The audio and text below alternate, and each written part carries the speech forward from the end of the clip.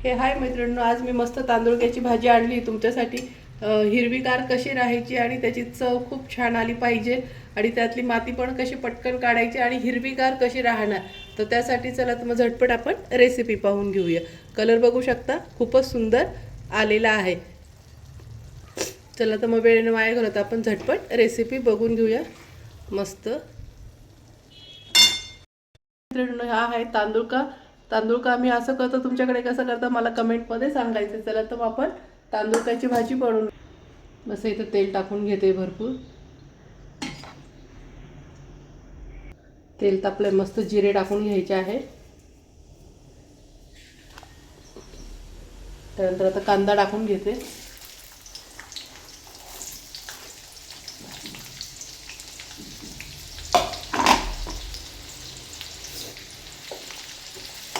कांदा मस्त गुलाबी रंगाचा होऊ द्यायचा आहे।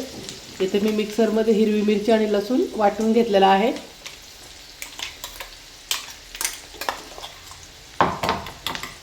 ही भाजी मस्त झणझणीतच छान वाटते। आता यामध्ये जे आपण हिरवी मिरची आणि लसूणचं वाटण केले ते टाकून घेऊया। वाटण टाकून घेते आता मस्त।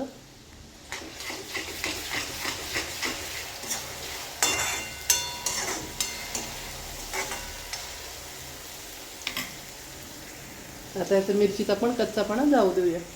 इथे आता मस्त शेंगदाण्याचा कूट बनवून ठेवलेला असतो हे बघा मी असा डब्बाभर। आता आपण तो पण 2 चमचे टाकून घ्यायचा आहे।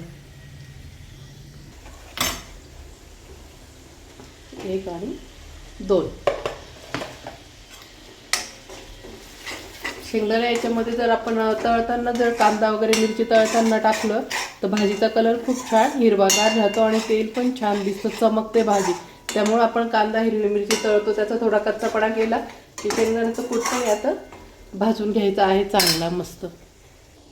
चवीनुसार आता मस्त मीठ टाकून घेत आहे। मीठ पण तळण्याच्या याच्यातच टाकून घ्यायचं आहे।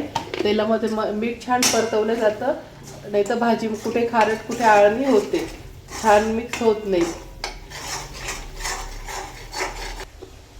मस्त छान परतवले गेले। आता आपला हा तांदूळ का आहे, तांदूळ कमी गरम पाण्यातून काढून घेतलेला आहे। फक्त गरम पाण्यात टाकून आणि लगेच काढून कडक पिळून घेतला आहे, जेणेकरून त्याची माती वगैरे सगळी घाण निघून जाते।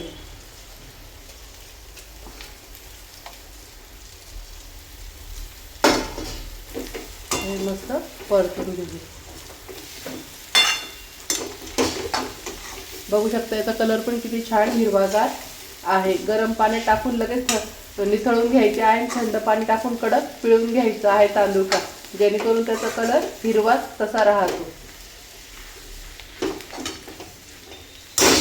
आता मस्त 5 मिनिटं परतून घेऊया।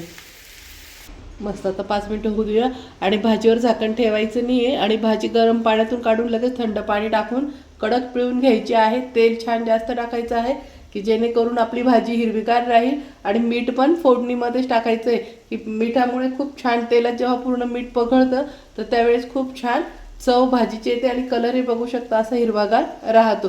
तर खास टिप की झाकण ठेवायचं नाही आणि गरम पाण्यातून काढून थंड पाण्यात ठेवायचं आहे की जेणेकरून तुमची भाजी हिरवीगार राहील आणि चव पण खूप छान येईल। मस्त बघू शकता तुमच्याशी बोलता बोलताच भाजी आपली झाली पण आहे। कलर पण किती छान आलेला आहे। तुम्हाला आता मी जवळून दाखवते अजून। मस्त बघू शकता कलर पण किती छान आलेला आहे आणि भाजी पण किती चमचमीत दिसते। आता ही मस्त आपण खाणार आहोत ज्वारीच्या भाकरी बरोबर, तर तुम्ही चपाती बरोबर बाजरीच्या भाकरी बरोबर पण खाऊ शकतात। तर आता बाय बाय मैत्रिणींनो, भेटूया आपण अशाच नवीन रेसिपी बरोबर आणि खास टिपांसह। तोपर्यंत बाय बाय।